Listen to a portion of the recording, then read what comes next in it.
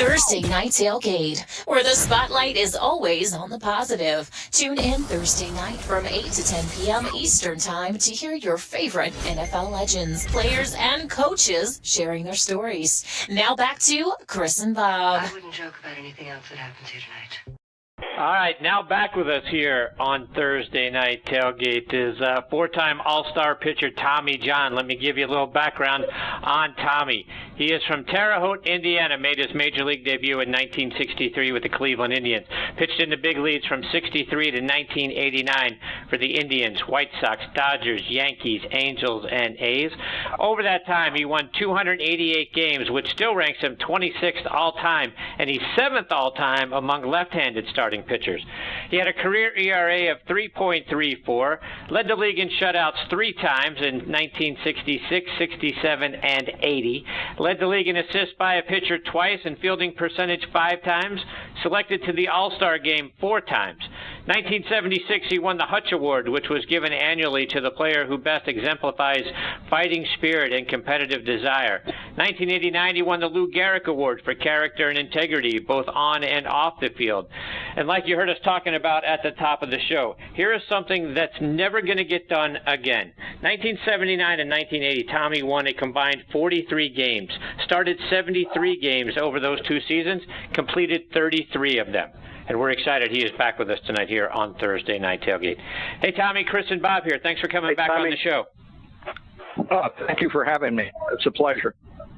Tommy, I want to start by going back to your time in Chicago, 1968. You're 10-5. You end the year with a 1.98 ERA, and everyone sort of talks about the year Gibson had in '68 with his 1.12 ERA, or Denny McClain's 31 wins that season. But if you had pitched the number of innings that they did, who knows the number of wins that you would have had and what that season would have been like for you? What do you remember about '68? I remember I was might have been 7-0, 8-0 at All-Star break, and I went down and I pitched in Houston, 1968, and in fact, I thought I was going to make the All-Star team in '67. I had a better All-Star break record. Then I came back to second half. There was a tussle in Detroit, and I got into a fight on the field with Dick McAuliffe. He charged the mound, and I tried to put a tackle into him, and he drove his knee into my shoulder, and I separated my left shoulder, and I was on the ground. I mean, I could not raise my arm. I couldn't do anything. It was just hanging. So I was at the they flew me home, and the next day I'm in the hospital room, and I'm sitting there, and I get this phone call. And the guy says, worst tackle I've ever seen. You dropped your head. Keep your head up. Drop. Never played football. Who is this? He says, your number one fan from Dodysburg. And I said, Bill George? And he said, yeah. So we started talking. Now, here's where it gets good. Get down, and he said, do you want me to get him?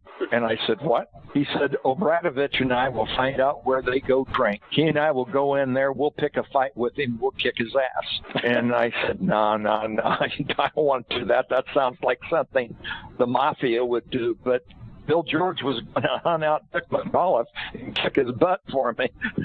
But I never pitched the rest of the year. And 10-5. It just was one of those years when we played well, but we didn't score a lot. Tommy, over the course of your career, you had a good fastball, but you had a great sinker. How were you able to, develop your sinker, get so many ground balls, get so many double plays?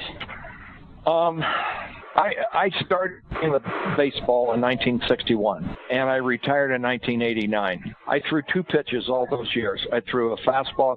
The guy that taught me the sinker was a pitching coach for the White Sox by the name of Ray Barris. Ray was a catcher. He was the pitching coach for Al Lopez. When my son was pitching, this is what I told him. I said, Ray Barris was the best pitching coach I ever had. Here's what he said. Take the ball out of your glove as early as possible.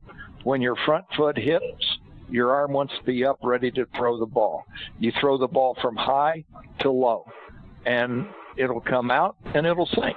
And I went, oh, okay. And we'd be playing catch in the outfield, and you would get down there and your arm would drop, and he'd be in on the infield with something, and he would whistle, Tommy, if you're not going to throw the ball right, don't throw it all. Okay. But that's what he was on me for I don't know how many years, arm up, high to low. And that was it. Johnny Sane wanted me to throw a slider. So I tried to throw a slider when Chuck Tanner was manager in 71. And I started getting around the ball to make the ball break. And my sinker was gone. So I called Ray. He was up and I said, Ray, Tommy John, I wondered when you were going to call. He said, let me tell you, take that slider and stick it up your butt. And he said, you only add a pitch to your arsenal if it's going to make your other pitches better. And that okay, all right. Hey, Tommy, it's great to speak with you again. And, you mentioned the sinker ball, and having grown up in the New York area, we think of guys like Mel Stottlemyre, and you spent time in New York, and I know you've met the guy. Did you get to talk shop with him a lot? He always said that he pitched better when his arm was tired. Yes, you do, because you can overthrow. You just flip the ball. And when my arm really felt good and I felt cool, I would try to throw too hard, and you would just get locked up. And in fact, I pitched a ball game with the Dodgers. I was doing yard work, and I was cutting limbs on a hedges, a lilac tree or bushes or I don't know. But I'm out there with a clipper, cutting, and I get done, and oh my God, my arms are just I can't lift a cup to drink water. And I went, I go out and we're playing Atlanta. And I couldn't throw the ball. Well, I could, but I would just flip it. I had the best sinker I've ever had. So then Tommy started thinking, okay, I'll start working. So I did yard work. I did all this stuff on every day I pitched to tire me out so that I wouldn't be overly strong. Not very smart, but I'm left-handed, so what do you expect? And Tommy, when you switched leagues from the White Sox to the Dodgers in '72, we used to hear about how the umpires called the strikes different. Did you notice the big difference yourself? Obviously, you had no problem making the transition. Well, it helped me because the National League umpires called a lower strike. The American League guys had the balloon, and they were a foot and a half above the catcher looking, and National League guys were down there. There were some National League umpires that had a tight strike zone, but by and large, they were so much better. The National League umpires were so much better than American League. And,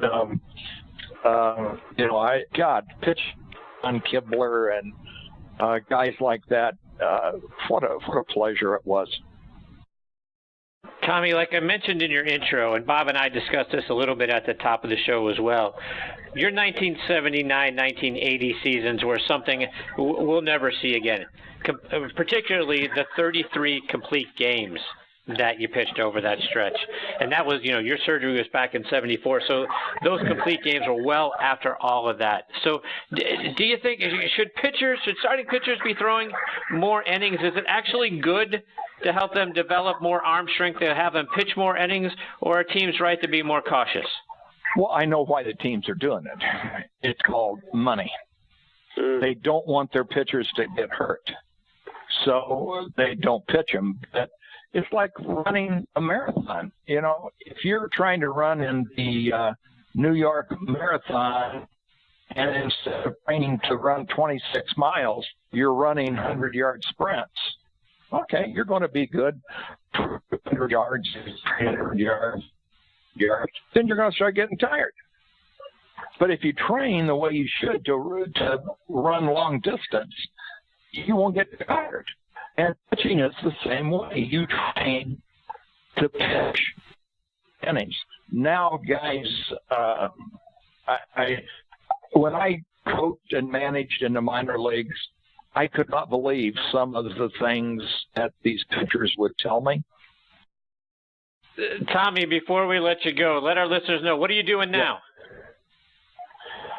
I do a lot of motivational speaking, and I'm PRing my son Tommy is a doctor of chiropractic, and he also is a wellness coach. Strength. He's been training 4 tennis players off the tennis team, and he's in San Diego. He just came out with a book called Minimizing Injury, Maximizing Performance. And it's not about baseball, but it's about all sports, to make yourself stronger. And he is totally against one sport. Play baseball, pitch year, do all that. You've got to be a multi-sport guy. You've got to do all this. And so I go around with him, and we tout the book, and we're going to be doing it this weekend with a writer from the Boston Globe, and then we're going to do some stuff, Eddie Randall and his sports show. And, but Tommy's got a good idea. He pitched, and he gave, 14,000 lessons, pitching and hitting lessons. And now he wants to try to get these kids to where they can make a mark in baseball. Well, Tommy, let our listeners know, how can they follow you over social media? And then for those that are interested in the book, how can they get themselves a copy of it? His book will come out June 6th, and it'll be on Amazon. Well, Tommy, thanks for taking a little time to come back on the show and join Bob and I tonight. We'd love to catch up with you again sometime soon, maybe this summer, to get more of your stories and share more of your insights with us. You're always a great time to talk to. I would love to do that. Thank you very much. Thank you. Thank you, Tommy. All right. Bye-bye. See you, Tommy. That was Tommy John, and hopefully, Bob, we can get Tommy again this summer and get a little better signal from him. It's unfortunate we didn't get a lot of what he was saying. He's got so many great stories and had such a great career. Like you pointed out, top show, 26 years in the major leagues. It's unbelievable. Yeah, there's no way, even if we had a great connection, you just can't get enough out of him, Chris. But yeah, he seems very have a great willingness to come back on the show, and we're indebted to him for that, and we'll do it soon.